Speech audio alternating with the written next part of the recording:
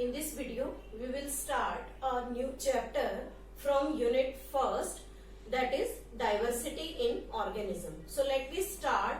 The second chapter of this unit is biological classification. So let me start with the biological classification. Biological classification.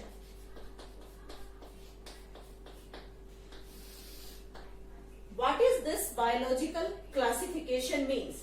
So we can say that it is the scientific procedure in which the organisms classified on the basis of their similarity and dissimilarity into groups as well as in subgroups, so that it makes the study of different individual easier. So let me start with the definition of the biological classification. Means it is the scientific procedure of classification of different organisms into groups and subgroups on the basis of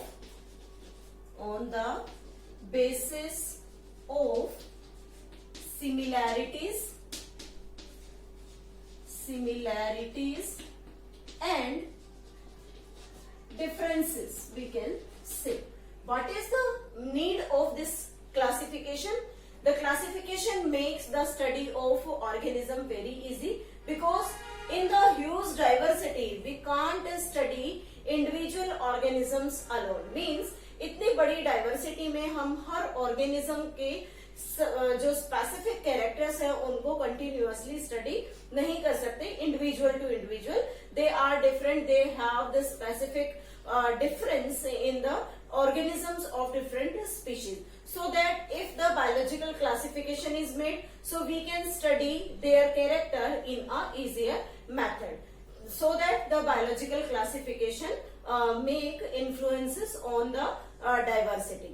In the this video we will start the next part of this biological classification, about how many scientists take part in the classification system and what type of classifications are given in this context. So first we will start with the two kingdom classification.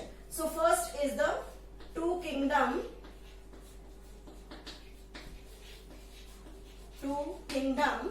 classification. Is the two kingdom classification means the classification that is given by first of all Aristotle. Given by the Aristotle. Aristotle gives the two kingdom classification, in which he classified the organisms into two categories. One is the plant and another one is animal. Two categories are there. These plants again classified into three subgroups. That was tree, means the large plants are known as the tree. The shrubs which have the bushy appearance, they are known as the shrubs, and the small green plants are known as the herbs. So the Aristotle classified the plants into three different categories, and in animals he classified these animals into two subcategories. One is the with red blood,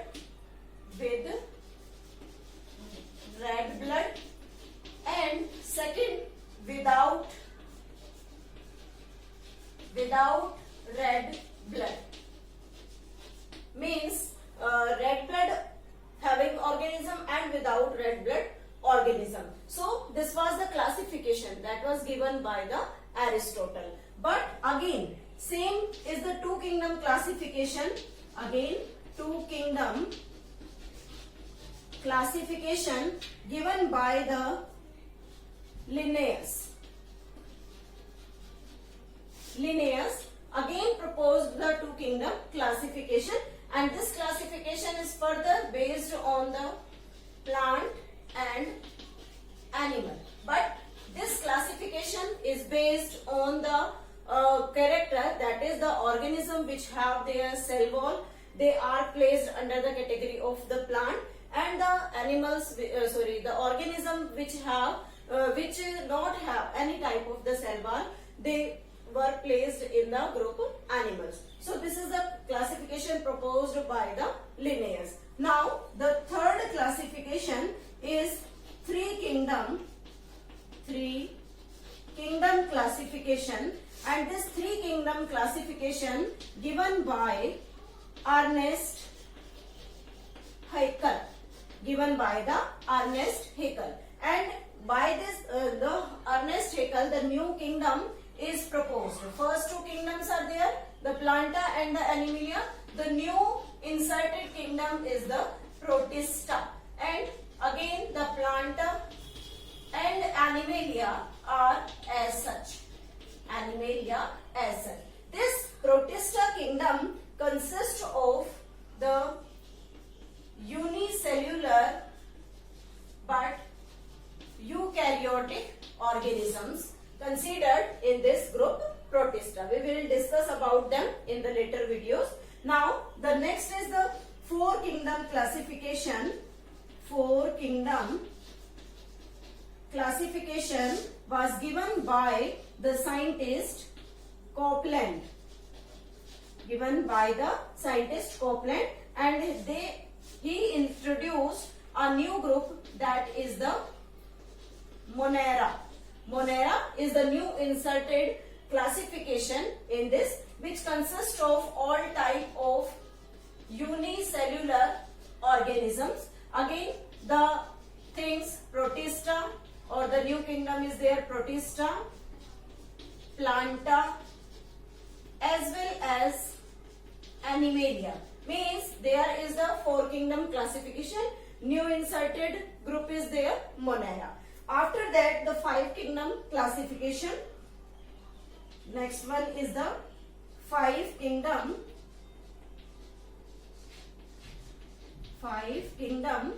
classification. This five kingdom classification given by R. H. Whittaker. This five kingdom classification separates the group, that is R. H. Whittaker's classification. R. H. Whittaker classification is having the five classification is there. First is known as the Monera, second is Protista, third is the kingdom Fungi, fourth is the group Planta, and the last one is Animalia. All these groups have their different cell structure as well as cell complexity. So what about this? This Monera group consists of all types of unicellular prokaryotic organism. When we take this Protista, then this Protista consists of unicellular eukaryotes. In this kingdom Fungi consists of multicellular eukaryotes. In Planta again multicellular eukaryotes is there, and in Animalia also the multicellular eukaryotic organisms are there. But this classification based on the different characters.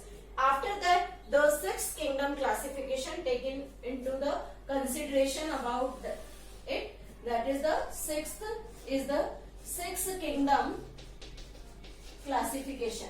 This sixth kingdom classification given by Carl Woese, and by the Carvus, the sixth kingdom is made from the kingdom Monera. This group, that is the Monera, is divided into two subgroups. First is the Archaebacteria, and second is the Eubacteria. Archaebacteria and the Eubacteria means this Monera consists of the different types of bacteria. So first, in this Archaebacteria, the types of bacteria found in this group are the bacteria which found always in the adverse condition. Adverse condition, we can say that they are found in the hot thermal vents as well as in the acidic vents also. They are also present in methanogens, in the form of methanogens in the gut of the stomach of the ruminant, as well as they are found in the saline habitat. So we can say that all the bacteria which belongs to the adverse conditions, they are placed in this Archaebacteria. So this Archaebacteria consists of old bacteria. But when we talk about the Eubacteria, these Eubacteria are the present day bacteria. These are the present day bacteria. So this is the sixth kingdom classification that was proposed by the Carvus. One we are considering here. First one is the Archaebacteria. Second is the Eubacteria. Third we are taking here the Protista. Fourth we can say that the fungi. Fifth is the Planta, and sixth one is the Animalia. This is the sixth kingdom classification that was proposed by the Carvus. And this classification system generally based on the different types of classification system. There are three different types of classification system. We can say first classification is known as the artificial classification.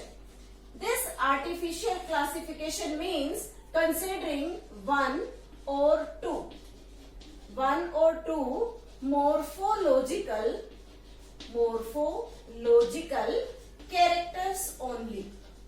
Characters means ऐसा classification system जिसमें सिर्फ एक या दो basic characters को ही study किया जाए classification के लिए, ऐसे सिस्टम को हम आर्टिफिशियल क्लासिफिकेशन सिस्टम कहते हैं.